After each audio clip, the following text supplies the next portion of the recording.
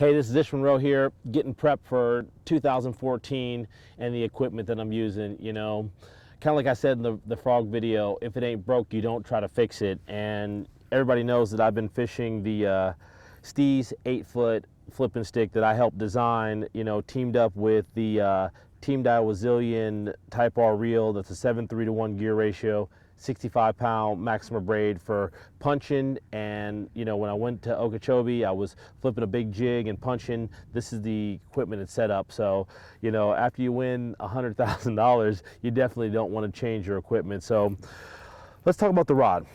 8-foot Steez flipping stick. You know, when I designed this rod, I wanted something that was really, really light. 8 foot's a really long rod, and the 8-foot Steez flipping rod is the lightest 8-foot rod on the market for flipping. Back in the day when I was kind of first starting out, I had this guy by the name of Denny Brower. A few of you guys know him. He talked to me about flipping, and he explained to me, you know, about how the evolution of flipping started, because I learned from the best that I think, which is D. Thomas. You know, D's been, you know, an idol of mine for a long time. And, you know, one thing about, I remember the rods that he designed early in the days from Fenwick was they were almost a parabolic flipping stick that were a little bit lighter than a lot of the flipping sticks that you see out there now. So I've kind of leaned more towards of having, you know, not having the meat hammer rod that everybody talks about for punching. And what I think it's done for me is it's increased my hookup ratio and land ratio by not having that super duper meat hammer action.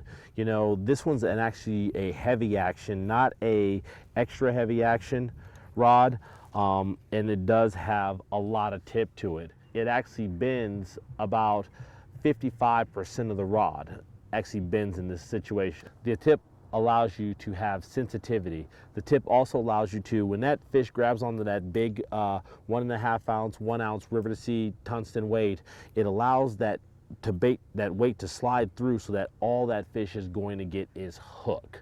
You know, when you have that meat hammer rod, you can grab down on that weight as hard as you want, and when somebody goes to set the hook, it's just going to pop your hand right open. And that's the same kind of concept with the fish's mouth. So with that little bit of tip, it has a little bit of give. They actually tighten down harder. The tungsten weight is so hard that the fish can't grip onto it, and so it slides through their mouth, and then all they got is bait and hook left pretty much out there. 7:3-1 gear ratio reel, Zillion Type R. For me, what it allows me to do is it's fast enough speed, but also has enough torque for pulling those big fish out of the big heavy mats like we have right here behind us. So you make that pitch, the high-speed reel allows you to wind up that line a whole lot faster. So this is what I team it up.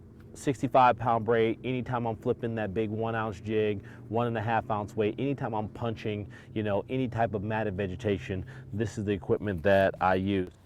Now we're going to get to the bait, you know, and getting tied up here. First thing I do is I start out with a Paycheck Baits punch stop. Pretty cool punch stop. What it is it actually has an arrow shaped head that allows it to penetrate through the mats a whole lot easier, almost like kind of having an arrow. So it's pretty cool. Make sure you get a Paycheck Baits punch stop. They have little loops on the end which make them easily to apply onto the line. Slip your braided line through. I go up about 1.5 to 2 inches, get it, pull it. Paycheck Baits punch stops completely installed on there. River to Sea Trash Bomb.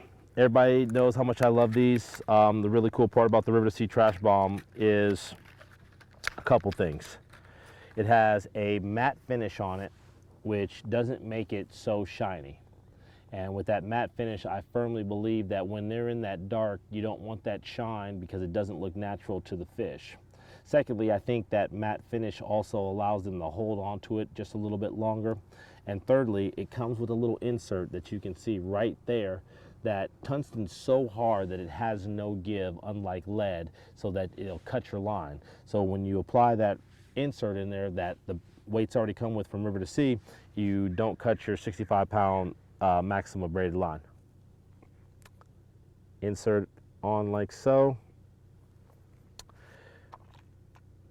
Paycheck Baits punch skirt. You can't really go wrong with the Paycheck Baits punch skirt. I mean, it's definitely the punch skirt of choice. You know, you look at my skirt box and, you know, you see all these different colors, and for me, you know, it's pretty much having the right color for the right application. You know, black and blue is probably the standard for starting anywhere you want to go. You got to have, you know, some browns, some watermelons. Ish is cash money. Ish is under the table, peanut butter and jelly color. Cash money is kind of very similar to candy grass. So I kind of try to match up my skirts with the Missile Baits D-Bomb that I'm throwing. So you've got a watermelon red there. It's just pretty much covering all aspects.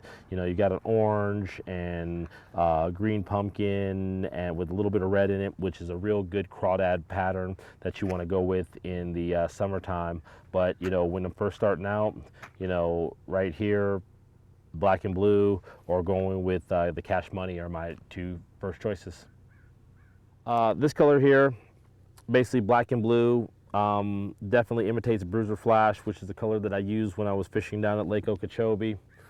And now teamed up with my new Jack flipping hook. The new Jack flipping hook, when I designed this hook, I know there's a lot of guys out there that, you know, didn't know how to tie a snell knot, but they wanted the same cavitation. So I came out with the new Jack flipping hook. And what it is it has a double eye on the hook. So now you can take your line, go through the front of the eye, and come to the back side and tie a knot. The only knot you cannot tie to this is a Palomar knot. So what I do is I'll take it and tie any of your favorite knots. I like an improved klitsch knot, and you get the same cavitation that you would, you know, when that hook swings up. And that's what helps with when you're punching mats, hooking those fish in the roof of the mouth, is creating that cavitation. And for all you guys who still love to tie a snell, the great part about this hook, you can also tie the snell with it too. This is the snell knot that I've learned, is to go back through the front of the eye, create a loop, and what they're called half hitches. And that's where you turn it and slide it up over that second eye, like so.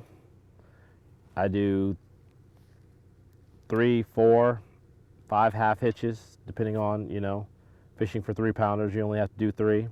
Fishing for 4-pounders, I do 4. 5-pounders, 5. Maybe I should tie this on like 10 times and catch all 10-pounders, right? Well, right now I've just tied 5 half hitches.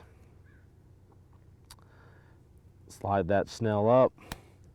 Once again, trusty braid scissors, which Daiwa also makes, is braid scissors. You know, Daiwa has a lot of different neat things for fishing besides, you know, just rods and reels. They've got, you know, some excellent baits. They've got braid scissors. They've got some cool Daiwa gear, definitely cool hats, keep you warm, sweatshirts, beanies.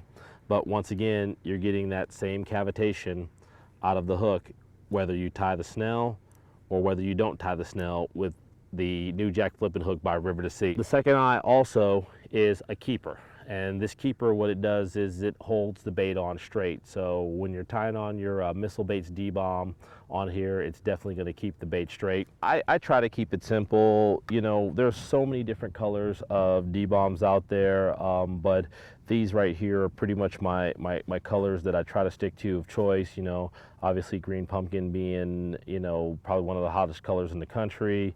Candy grass being probably my favorite, just because I've caught so many bass on it. You know, all those videos when I was catching those big fish, you know, punching and flipping on the Delta, definitely was on candy grass. You know, you can't go wrong with a watermelon red.